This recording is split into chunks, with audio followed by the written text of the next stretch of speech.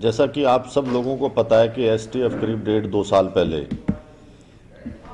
Notorious criminals, wanted criminals, organised crime, narcotics और दूसरे crimes के लिए, जिसका हेडक्वार्टर गुड़गांव में है और खड़ी की गई थी।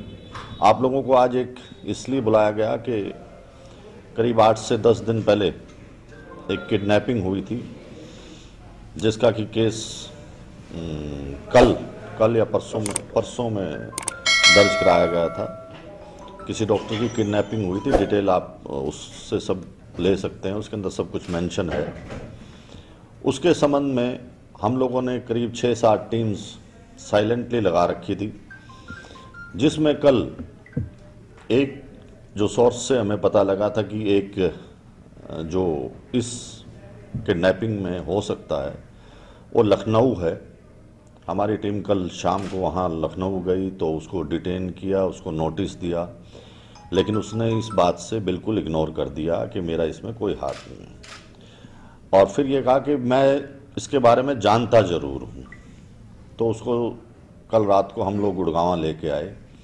उसने बताया पहले कि दिल्ली के अंदर जहाँ लोग ये रहते थे, फ्लैट्स वगैरह थे जिसके अंदर रह रहे थे, वो हमने सारा सर्च कराया था, वहाँ पे भी ये अवेलेबल नहीं हुए। तो मीनवाइल कोई इन्फॉर्मेशन ऐसी आई कि ये लोग फिर किडनैपिंग करना चाहते हैं, लूट करना चाहते हैं रेवाड़ी के धारू हेड़ा के एरिया के अंदर। जो पुलिस मुठभेड़ के साथ रात को हमने 4 लोगों को वहाँ सुबह 5 बजे के करीब गिरफ्तार किया, जो कि वही मॉडस ऑपरेंडी। ये लोग सभी करीब जो एक्यूज्ड हैं उसमें एक जोगिंदर हैं, 3 एक्यूज्ड सोनीपत से, एक पानीपत से और एक लखनऊ से है। नाम इनके जो हैं जोगिंदर, दीपक,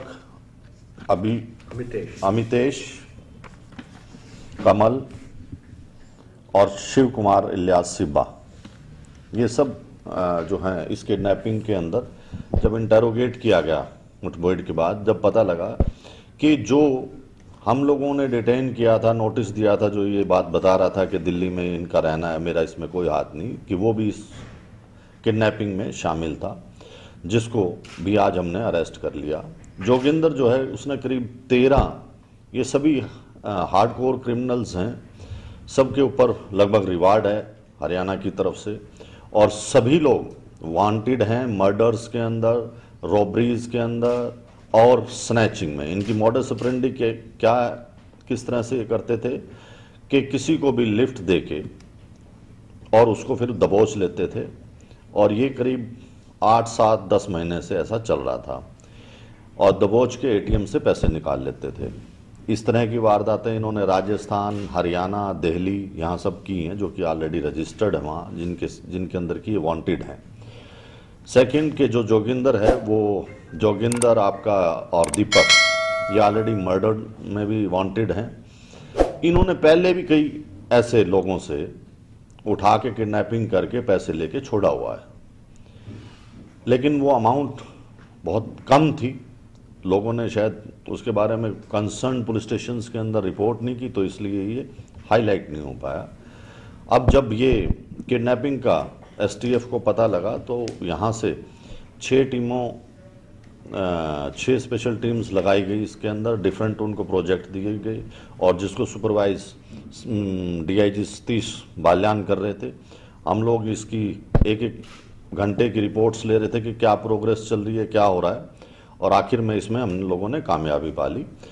जो लूटा गया, जो किडनैपिंग के अंदर पैसा था, वो 55 लाख रुपीज़ के आसपास था। 4970 समथिंग जो है हमने रिकवर कर लिया, और बाकी वो भी जो है हम लोग इसको रिमांड पे ले रहे हैं, तो उसमें रिकवरी की उम्मीद है। दूसरा के जो व्हीकल्स थे, अभी व्हीकल्स हमारे को रिकवर करने हैं, उसके लिए हमारी स्पेशल टीम्स गई हुई हैं, वो रिकवर हो जाएंगी, हमें पूरी उम्मीद है। जो 2 व्हीकल थी वो रिकवर जो कि करने जा रहे थे दोबारा दारूहेड़ा के अंदर लूट, उसके अंदर वो हमने पकड़ लिए। इसके अलावा भी मैं हाँ, वो जो गाड़ियाँ इन्होंने लगभग इस्तेमाल कर रखी थी 2-3, वो सब लूट में छीनी हुई इस तरह से गाड़ियाँ थी जो कि किडनैपिंग के अंदर इस्तेमाल की गई थी।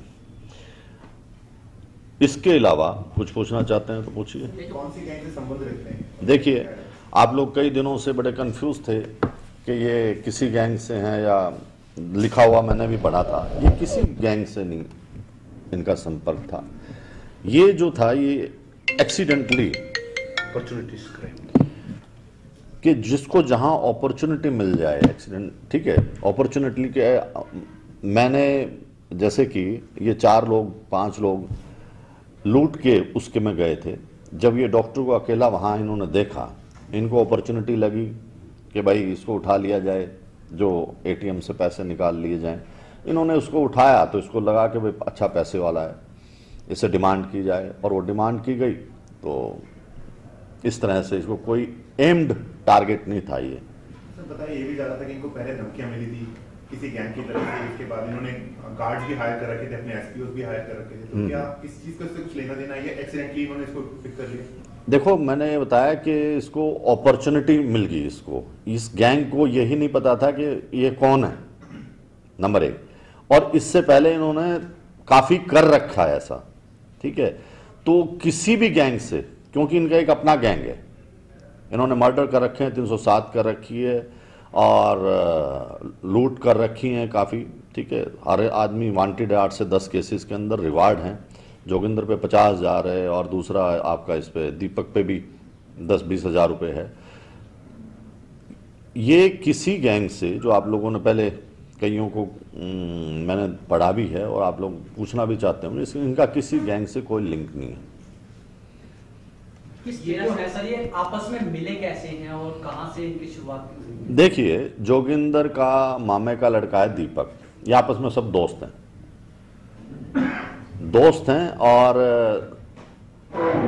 सब कभी 2-1 वारदात कर देते थे, कभी 4 कर देते थे, कभी 5 कर देते थे, इस तरह से। तो क्या जेल में भी आपस में जो बाकी के सदस्य हैं ये वांटेड थे, भगोड़े, ये भगोड़े हैं, ये सब जेल नहीं गए हैं? ये भगोड़े हैं। जो जोगिंदर है, इसने इसने 307 किया राजस्थान में, तब से फरार है। तो उसके गांव की जो राइवलरी है, उसमें जो दूसरे व्यक्ति के ऊपर उसने गोली चला है, उसमें बाकी सब गिरफ्तार हो गए। ये भगोड़ा है। और सिब्बा का भी कोई जोगिंदर सिब्बा कहाँ रही है इनके, मतलब कहाँ के रहने वाले हैं बेसिकली? देखिए, मैंने बताया आपको 3 आदमी सोनीपत के हैं, एक पानीपत का है और एक लखनऊ का है, ठीक है। ये इन्होंने किराए पे फ्लैट जो है दिल्ली में ले रखा था, सेंट्रलाइज कर रखा था, और वहां से चारों तरफ ये वारदात करते थे। बताया जा रहा है इनमें से ज्यादातर खिलाड़ी भी हैं। इसमें एक खिलाड़ी है जो लखनऊ का है, बॉक्सर है, क्या नाम है? और अमितेश, उसने भी 8-10 ऐसे इंसिडेंट कर रखे हैं, लूट के, स्नैचिंग के। जो हत्याओं का अंजाम दिया गया, ये कहाँ पर, कौन से, अगर हम हरियाणा की बात करें या किसी और राज्यों में भी इन्होंने हत्याओं का अंजाम दिया है?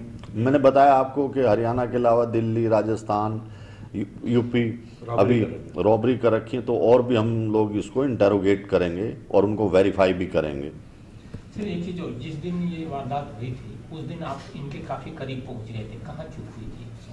देखिए, हम कोई करीब या दूर की बात नहीं होती, आपको क्लियर बता दें कि हम लोग पिछले 4-5 दिन से इस पे काम कर रहे थे। हम लोग सब, हमारी टीमें लगी हुई थी और सोर्सेज हमारा काम दे रहे थे। हम लोगों ने काफ़ी आदमियों को पूछताछ भी की, जैसे आप लोग हर रोज़ पूछते थे, उसी हिसाब से हम पूछताछ करते रहे, और धीरे धीरे जैसे जैसे सोर्सेज बताते रहे, हम लोग इसमें कामयाब हो गए। सर ये कहा जा रहा है कि जिस दिन ये वारदात हुई, पुलिस कंट्रोल रूम में सूचना आई, पुलिस की भी टीम लगी, एसटीएफ की भी टीम लगी, लेकिन कहीं सारा कुछ होने के बावजूद भी ये कहे कि पुलिस को और एसटीएफ को गच्चा देते हो, सोनीपत से पैसे लेके फरार हो गए। देखिए, ना पुलिस को ना एसटीएफ को कोई गच्चा दे सकता, ठीक है, ना किसी को कोशिश करनी चाहिए। आप अगर ये बात कहते हो कंट्रोल रूम में है, ये बिल्कुल झूठी बात है। किसी के पास कोई इन्फॉर्मेशन नहीं थी। और दूसरा कि आप जब तक मेरे को कंप्लेन नहीं करेंगे, कोई दुनिया का कानून नहीं है कि मैं उस पर कार्रवाई कर दूं। अंडरस्टैंड?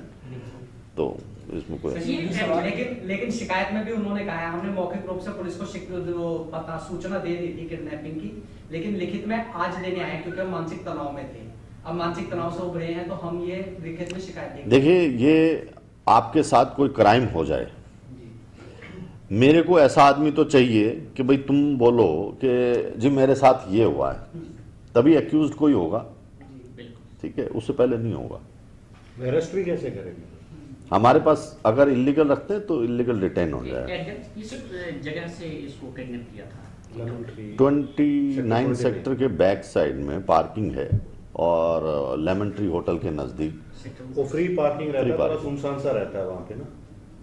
एंड इनका टारगेट भी ऐसे होता था, they always leave in midnight, 10-11 बजे निकलते हैं और चूज